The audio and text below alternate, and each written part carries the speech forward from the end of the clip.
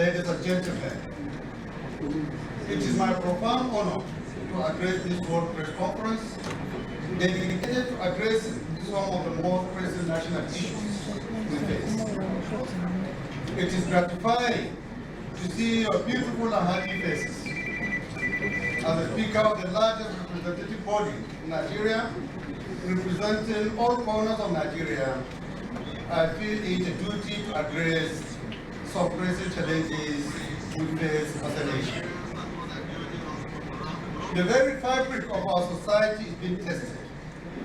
Our resilience, strength, and our unity challenged. However, amid these trials, our spirit remains unbroken, and our resolve to overcome and thrive grows stronger. As representative of the Nigerian people, we cannot pay this service to the plight of the same individuals who elected us into office to protect their interests. It is our resolve to see that Nigerians, wherever they are, live their normal lives in peace and relative ease. We are acutely aware of the rising security challenges affecting different parts of the country. As elected representatives, we acknowledge the pain and suffering of every family that has been a victim of brutal crimes and needless violence.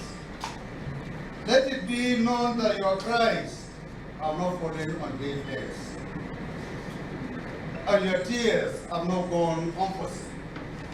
We stand in solidarity with every Nigerian affected and commit to deploy robust legislative measures to empower our security agencies, ensure justice, and restore peace and order in our communities. The President and Commander-in-Chief, His Excellency Bola Ahmed Tinubu, has demonstrated an unwavering commitment to improving the security situation and enhancing the capability of the armed forces. On Tuesday this week, I attended the induction ceremony of the T-129 attack helicopter and the King Air 360I aircraft in our esteemed Air Force. The acquisition of these state-of-the-art aircraft clearly indicates the government's dedication to investing in the security infrastructure of our nation. It reflects a proactive stance in adapting to the dynamic challenges of modern warfare and a commitment to providing our armed forces with the best tools to defend Nigeria and our people. You may recall, on November 8, 2023, the President signed the 2.176 trillion Supplementary Appropriation Act to strengthen Nigeria's security architecture and address Nigeria's critical infrastructure deficits. Among other considerations, this investment in the face of global economic downturn and budgetary constraints attests to the government's determination to end insecurity in Nigeria. While recognizing and commending the patriotic and courageous efforts of our security agencies, we must have the courage to effect changes where necessary. These are among the issues that the forthcoming Legislative Security Summit will address. This summit, which comes up in a matter of weeks, will, among others, allow us to hear directly from the key stakeholders in the sector and come up with legislative measures to modernize our security system and improve its operational efficiency and effectiveness.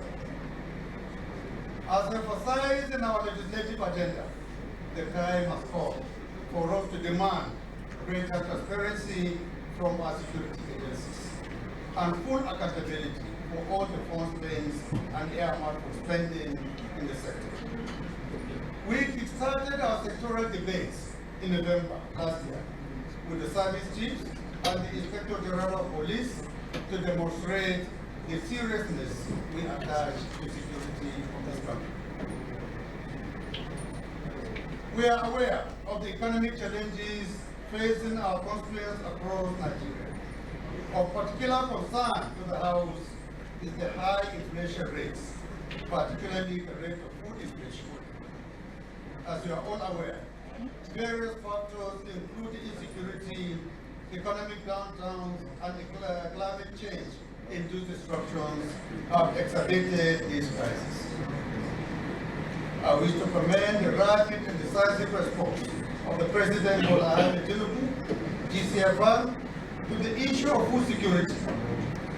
The 2023 supplementary budget provided a 200 billion naira palliative package, mainly for grains, seeds, agricultural inputs, and equipment for farmers. This momentum has been sustained in the 2024 budget, which has significantly improved the budgetary allocations to all critical sectors of the economy, especially defense, healthcare, education, and infrastructure. In 2023, the President declared a state of emergency on food security, focusing on improving both availability and affordability. Some immediate measures approved the release of fertilizers and grains to farmers and households, particularly given the fallout from the removal of fuel subsidies. Others include boosting the National Strategic Food Reserve and introducing a price stabilization mechanism, especially for critical food items. And just a few days ago, President Bola Ahmed Tinubu has constituted a special presidential committee headed by the Chief of Staff to take immediate steps to arrest the worsening food situation in the country. We in the National Assembly have supported and continue to support the government's efforts in finding effective solutions to these challenges. For the first time in history of the Nigerian legislature, the 10th House set up a committee on nutrition and food security with a mandate to strengthen the legislative framework for nutrition governance in Nigeria, advocate for inclusion of nutrition in government priority programs, and monitor resource allocation for nutrition in the annual budget estimates. Only a few days ago, we engaged key economic and financial sector actors in the sectoral debates of the House. The Minister of Finance and Coordinating Minister for the Economy, his counterpart at the Ministry of Budget and Economic Planning, briefed the House on the country's current economic crisis and immediate remedial measures to improve the situation. They were joined by the Governor of the Central Bank of Nigeria, his deputies, and Federal Inland Revenue Service. I wish to assure all Nigerians that the House will prioritize funding for programs and initiatives to alleviate hunger and enhance security. We are fully committed to supporting policies that will stimulate our economy, provide relief, and ensure relief is felt in everyone.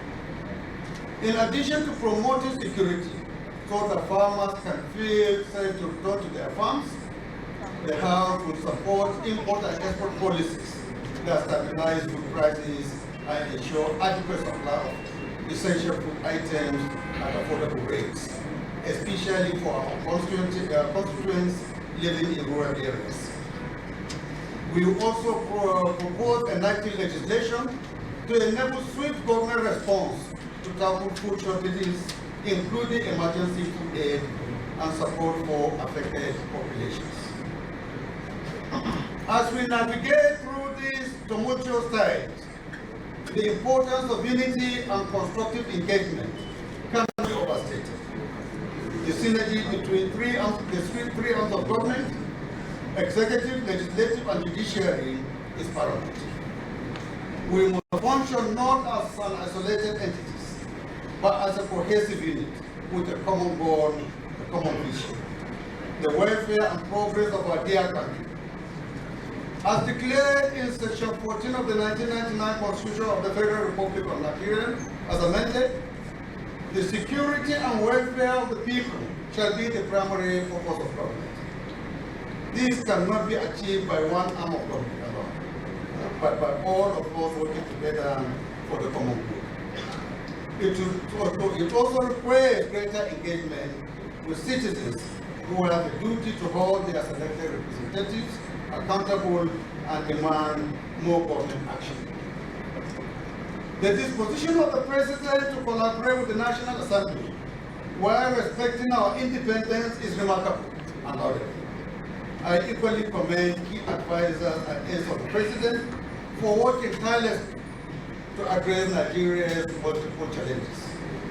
I wish to particularly note the contributions of the Chief of Staff to the President, Right Honorable Femi Bajabiamila, the Secretary to the Government of the Federation, Senator George Akume, the National Security Advisor, Malanoma Rubato, and all other political office holders and aides to the President for their tireless efforts to ensure that the government of Bola Ahmed Tinubu delivers on its promise to Nigerians and the 8-point agenda of this particular regime. In any vibrant democracy, the relationship between citizens and their government is symbiotic, characterized by active engagement, mutual trust, and shared accountability. Constructive citizen-government engagement is the cornerstone of democratic governance, facilitating transparency, responsiveness, and inclusive decision-making. As we mature in our democracy, it is imperative to cultivate a culture of meaningful interaction and collaboration between citizens and government institutions. For these reasons, I call on every citizen to engage in positive and constructive criticism. Your voices and opinions are invaluable, providing the compass that guides our actions and policies.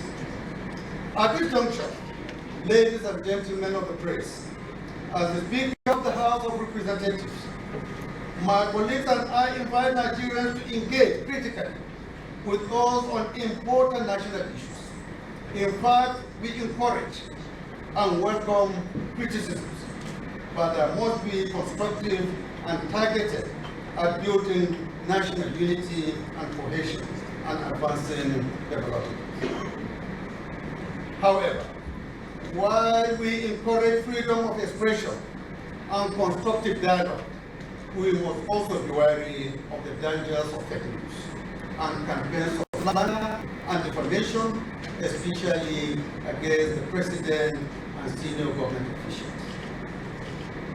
There has been a rise in defamation campaigns on social media involving the deliberate dissemination of false and misleading information with the intent to harm the reputation of individuals or organizations. These campaigns often target political opponents, seeking to undermine their credibility, integrity, and public trust. The recent unjustified and baseless allegations against the Chief of Staff to the President, Right Honorable Femi Bajabiamila, point to the danger of an unfettered and unaccountable social media. Such acts not only undermine the integrity of our democracy, but also erode the fabric of our national unity. Yet, Femi is just one of hundreds of thousands of Nigerians who suffer cyberbullying and coordinated campaigns of defamation daily. Too many victims are not as powerful as him to defend themselves, unfortunately. Those of us who have worked with him for over a decade can attest to his patriotism and integrity, his willingness to voluntarily subject himself at this time to investigation by all the security and law enforcement agencies demonstrate his rectitude and honor. I urge the security agencies to work diligently and swiftly to investigate all matters he has raised in his letter to them and inform Nigerians of their findings. If not found guilty, these agencies must fish out those responsible for the character assassination and ensure fraud before the law. It is most unfortunate that someone who has over the years, built a reputation through dint of hard work and commitment to service, should have been damaged by unscrupulous elements. The consistent attempt to pull him down for purely political or personal reasons and without consequences is deeply deplorable. Often the perpetrators of such damaging acts are ignorant of the illegality of their actions. Section 375 of the Criminal Code Act states that a person who publishes any defamatory matter is guilty of a misdemeanor and is liable to imprisonment for 1 year. And any person who publishes any defamatory matter knowingly to be false is liable to imprisonment for 2 years. Also, Section 24 of the Cyber Crimes Prohibition and Prevention Act 2015 provides that any person who knowingly and intentionally uses computer systems or networks to defame, insult, or engages in actions that slander or cause danger shall be liable on conviction to a fine of no more than 7 million naira or imprisonment for a term of no more than 3 years or both such fine and imprisonment. Furthermore, Section 24 of Section 2 of the Act says that any person who intentionally transmits any communication through a computer system to bully or threaten or harass another person commits an offense under the Act and shall be liable on conviction to 10 years and for a minimum fine of 25 million naira. The Criminal Code also criminalizes defamation and makes it an offense to threaten a person with an injury to his person, reputation, or property. In view of the above, the House intends to strengthen libel, slander, and defamation legislation. In this regard, to avoid being misquoted or quoted out of context, ladies and gentlemen, I wish to make it categorically clear that the House has no intention to stifle free speech. Instead, our objective is to protect the dignity of individuals and the integrity of public discourse. We will ensure that these laws are balanced, providing room for healthy and constructive criticism while safeguarding individuals and institutions from malicious and unfounded attacks. Ladies and gentlemen, in the face of such hardship, it is natural to feel a sense of despair and frustration. The impact of the challenges I have identified above is felt in every home, on every street, and in the hearts of every Nigerian. Yet it is precisely in times like these that our true strength as a nation is revealed. Our resilience, unity, and indomitable spirit have seen us through difficult times before, and I have no doubt that these qualities will carry us through again and again. To those affected by the scourge of insecurity, I want you to know that your government hears you loud and clear. We are taking decisive steps to address the root causes of this menace, deploying both military and diplomatic resources to ensure that the safety and security of all Nigerians. It is a complex challenge, one that requires patience and a time to resolve, but I assure you that we are making progress in this regard. On the economic front, we are equally committed to reversing the downturn, setting our country back on the path of sustainable growth. The policies of the Tinubu-led government are designed to stimulate the economy, encourage investments, and create jobs. We understand the urgency of the situation and are working tirelessly to alleviate the hardships many of you are experiencing. The issue of is particularly close to my heart. Food security is fundamental to national security. we are implementing comprehensive strategies to boost agricultural production, improve supply chains, and ensure that affordable food is accessible to everyone, regardless of ethnicity. I ask for your patience as these measures take time to bear fruit, especially what we are aiming for does not happen overnight. It requires time, effort, and most importantly, the support of every Nigerian. Each of us has a role to play in this journey towards a more secure, prosperous, and food secure Nigeria. Whether you are a farmer, a business owner, a teacher, a student, your contribution matters at this time. Together, we can overcome these challenges and build a brighter future for our beloved country. As your speaker, I am filled with renewed hope for what we can achieve together and collectively. In conclusion, I call upon every Nigerian, from the north to the south, from the east to the west, to join hands in solidarity. Let us support our government policies.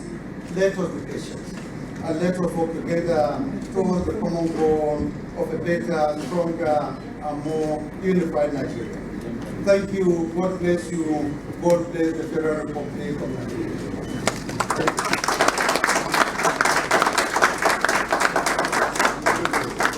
Thank you very much, Your Excellency, the Speaker of the House of Representatives, Right Honorable Abbas Tajuddin, PhD. I think the Speaker deserves another round of applause. Thank you very much. May I recognize the presence in our midst of the Deputy Speaker of the House of Representatives, Right Honorable Benjamin Okeze Kalu, is here in solidarity with the Speaker of the House of Representatives. You're welcome, sir. May I also recognize the presence of the Minority Whip, Honorable Ali Issa. You're welcome. Also, the Deputy Minority Whip of the House of Representatives, Honorable Nanuka, is here. Sorry. Deputy Chief.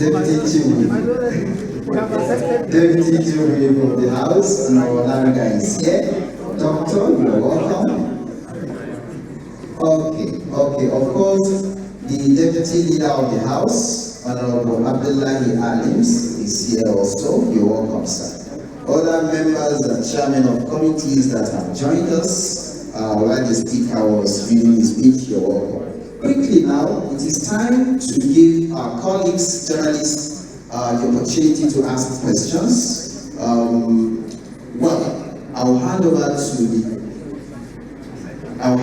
the chairman of the House of Reps Press Code to coordinate this. Ms. Grace, she's here.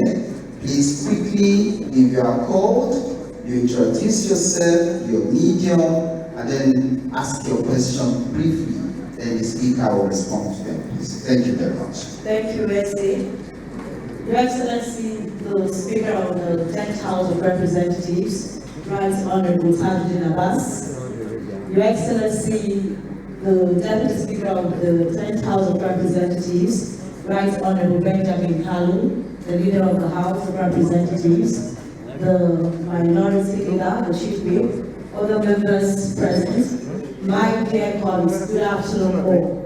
But as we all know, the subject matter is what everybody is talking about, the issue of insecurity and economic challenges facing the country. And we have the parliamentarians here, we have the Speaker who will be answering or giving us solutions to some of the questions we'll be answering today. So I'll go straight to the question. We have 6 questions to take for this session. Question number 1. Sati, please can we have the microphone? The microphone, please. Okay, we start with you since you have the microphone. Please go ahead with your question. Introduce yourself. Good afternoon. Good afternoon, sirs.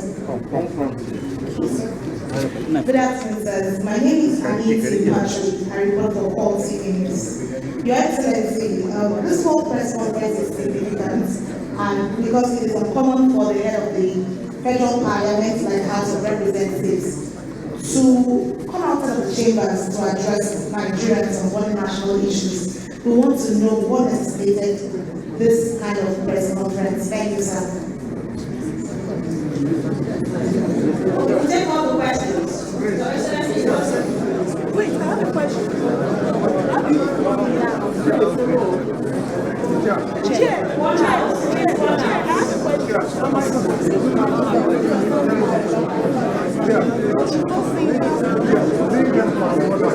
Okay, so we'll take 3 questions for start, and we give the speaker the room to answer that particular question, and then we go to the next 3 questions.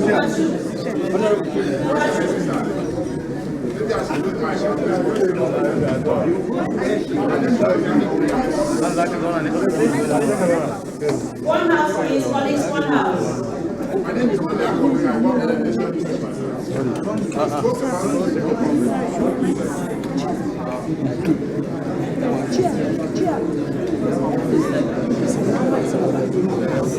Thank you, Your Excellency. Once again, my name is Dr. Kowe. I work with the Nation newspaper. You spoke about the need for the House to organize a security summit to bring together experts to address the challenges we are facing in that sector. We are aware that the last assembly also organized one, and the report is still lying in the shelves of the government.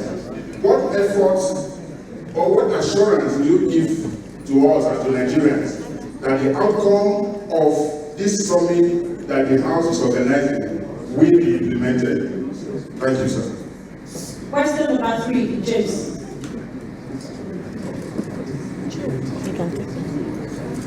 Okay, good afternoon, Honorable Speaker, Deputy Speaker, honorable members. I am James Will.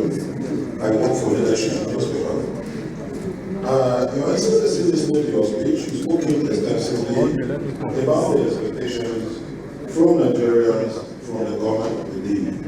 In specific terms, tell us, or tell Nigerians, how will the Parliament, with the core mandate of oversight, ensure that what citizens are expecting is being told to them from the executive arm of government? Thank you. Thank you. Your Excellency, please, you take the 3 questions, and after that, we'll go to the next 3 questions. Thank you, sir.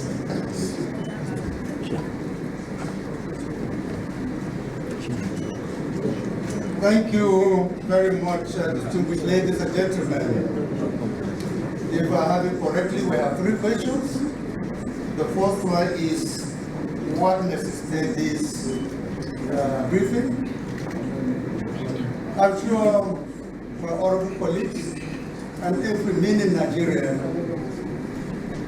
will tell you that there is no better time for the Nigerian parliament to come out and speak the minds of Nigerians, to respond to their anger, to their agony, to their pains. There is no better time. That's why we're here. We are not here to take care of ourselves.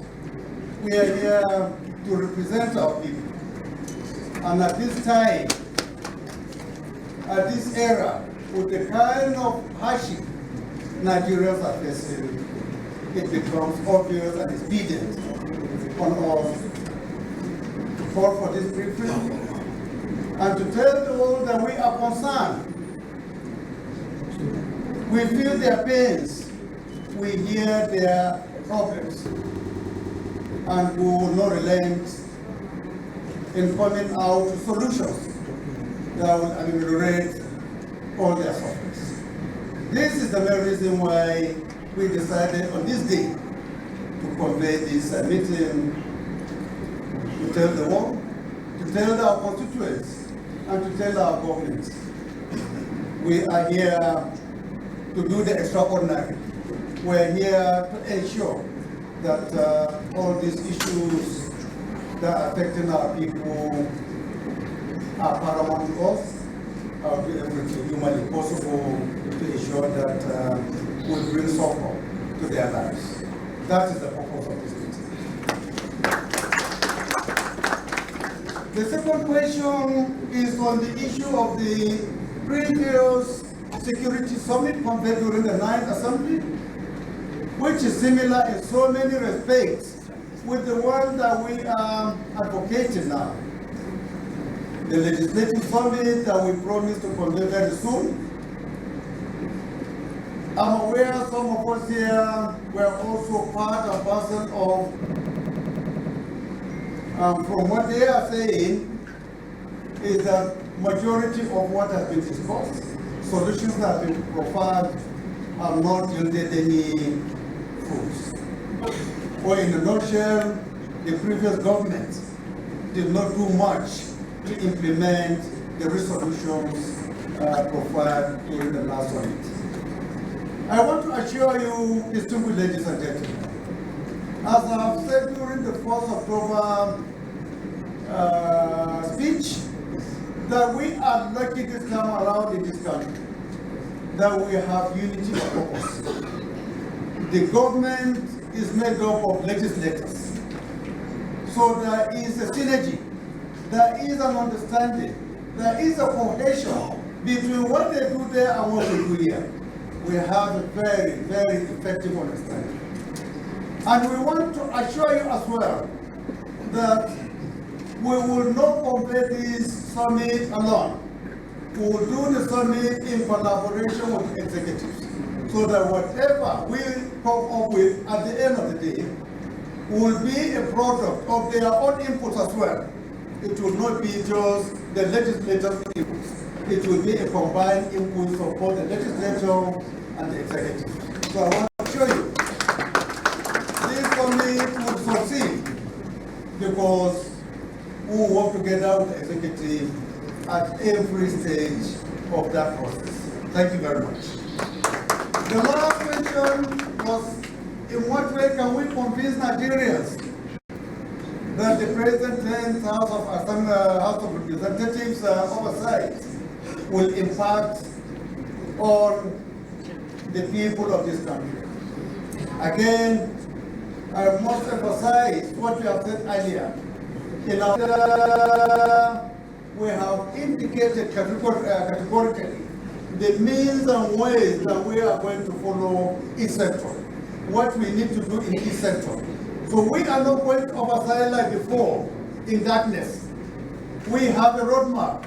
We know where to go and we know the right thing to do in every establishment we visit. And don't forget, for the very first time in the history of this parliament, we have a standing committee that is going to monitor the performance of all standing committees.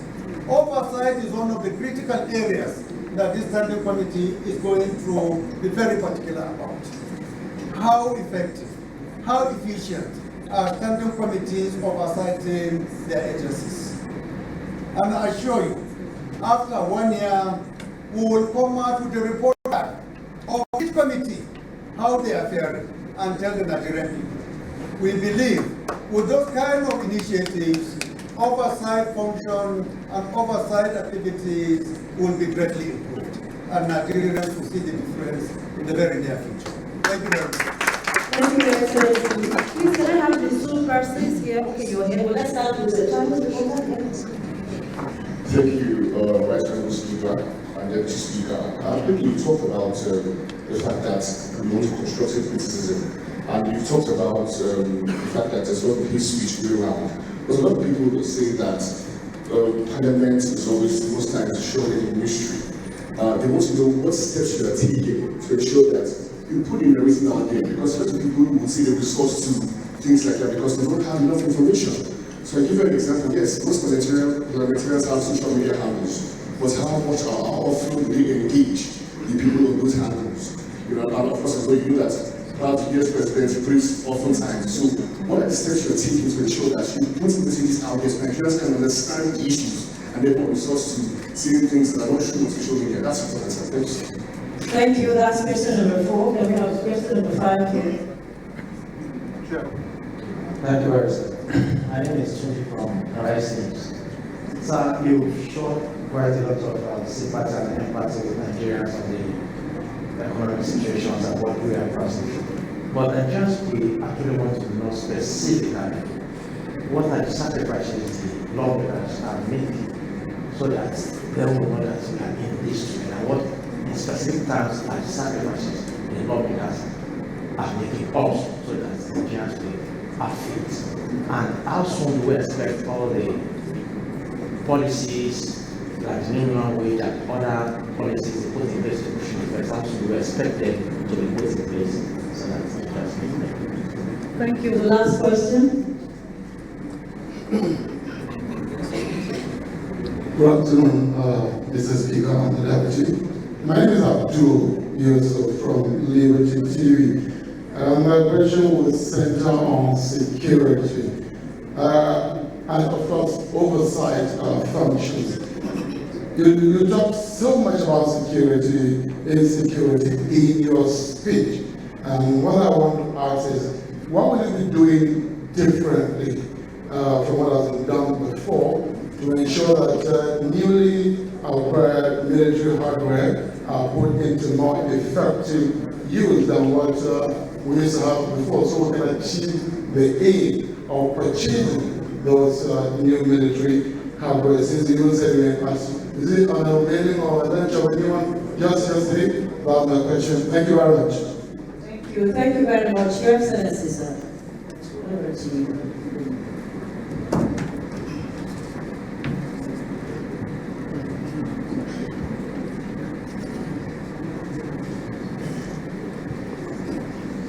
Thank you, distinguished ladies and gentlemen. If I take your questions correctly, the first one is the issue, what we do to ensure that effective information that is in the government so that people will be well informed. I think you are asking that question more or less to say sometimes lack of information is what usually degenerates to rumor mongering and sometimes even fabrication of news. I agree with you, we have not been doing too well in passing information. Just a few weeks ago, if I can remember, the issue of relocation of some offices of the Central Bank of Nigeria was greeted with a lot of condemnation in some parts of the country. And what I observed was that the relevant agencies did not do too well in coming out to tell Nigerians, using all available apparatus, why they are transferring so-so department to so-so place. So they let people to decide on what the reasons are, whether real or real. So I quite agree with you. One way of really improving or at least discouraging fake news is for the governments at all levels to ensure that they are very transparent in disseminating information. I want to assure you, it's one of the areas that we will take very seriously. And one of the areas that we are using for now to educate Nigerians and to enlighten Nigerians about what is happening in this government is this new issue of inviting people from different sectors to come on sectoral debates to answer questions that ordinary Nigerians may not be privileged to ask. Their representatives are there, and we're sure the representatives are always in touch with their constituents. So they will be able to generate questions from their constituents and then come forward to ask them at the during those engagements. If we can be able to sustain that kind of program, I am sure Nigerians will be more informed about the activities of government, particularly areas of critical interest that not too many people are aware of what government is doing. So I agree with you totally both the National Assembly, the judiciary, the executive will need to do much more in terms of reading out information of what we do, so that we don't give people the opportunity, particularly the mischief makers, to fabricate news and sell to the Nigerian people. Thank you very much for that question, and we will continue to build on what we have started. I assure you, things will get better. The government will become more transparent in terms of information dissemination. Thank you. The next question is what guarantee or assurance can we give Nigerians that things will be better for Nigerians in this particular regime? Is that the question, or I took it wrongly? It's okay, sir. Yes, that's the question. Well, somebody, the master of ceremony, when he was introducing us, said this is an extraordinary program. It has never been done before. This is the very first time in the history of the parliament that we are addressing World Press Conference to discuss about issues of very critical importance. This is part of the change. This is part of the change that will always be available. We are a people's parliament and will always be at the center of issues whenever they arise. Wherever there are issues, you can be rest assured 10th House of Representatives, and by extension, the National Assembly will be very, very proactive in addressing these issues. Again, I want to refer you to our legislative agenda. We have come up with a very, very comprehensive legislative agenda that goes in tandem with the administration's 10-point agenda.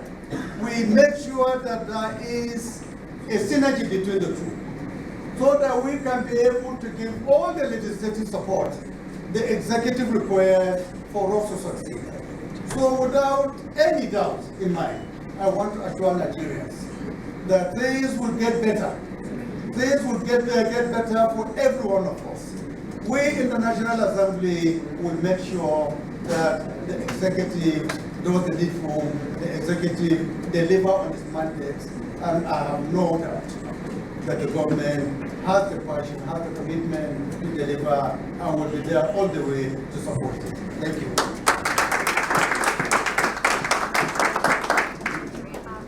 The last question was on the assurance we can give Nigerians that the newly acquired military hardware will be put to good use. I think, by and large, the military or the security forces have seen the anger of Nigerians, particularly in recent time when there was a misapplication, an innocent misapplication. It was not a deliberate one. How Nigerians reacted to that particular. I want to assure you that the Nigerian Armed Forces, the government of this country, and the Nigerian National Assembly will hold the armed forces 100% accountable for their actions. We have said it in my address that it is not good enough for the government to say, this is what we want the security to do, and this is the resources we are giving it to do it. We at the level of legislature will make sure that every penny given to the security agencies is accounted for. Value addition in that particular money invested. We assure you we will not relent on that.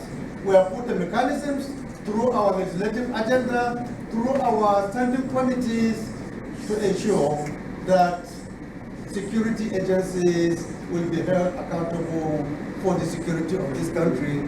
They will be accountable for the resources given to them to ensure adequate security for this country. Thank you very much. Thank you very much, Your Excellency, the Speaker of the House of Representatives. I think we should give him another round of applause for brilliantly responding to questions raised by journalists at this World Press Conference, the first of its kind to be addressed by the Speaker of the House of Representatives. Thank you very much, Your Excellency. May I inform us once again that this press conference is being televised live on Channels TV, Arise TV, and of course, Africa's largest television network, NTA. With that, Your Excellency, with your kind permission, we have come to the end of this press conference. We thank you very much for responding to the yearnings of Nigerians at this critical time, critical moment in our nation's history. We look forward to more and more of this kind of engagement. We thank you very much, Your Excellency. We also thank His Excellency, the Deputy Speaker, for standing by the Speaker of the House of Representatives. We also thank the leadership of the House, led by the House Leader, Professor Julius Ihonvbere, and of course, the Chief Whip of the House, Minority Leader, Deputy Leader, Deputy Minority Leader, of course, Deputy Chief Whip of the House, and other principal officers here present. Thank you very much, honorable members, for coming, and most importantly, thank you very much, our colleagues in the media. You are most welcome. Yes, I forgot to mention that the press conference is also live on the House of Representatives live stream, or the House of Representatives handles on Facebook, YouTube, and NAS TV. Of course, we also have it live on the Speaker's personal handles on social media. Thank you very much. Thank you very much, our colleagues. Thank you.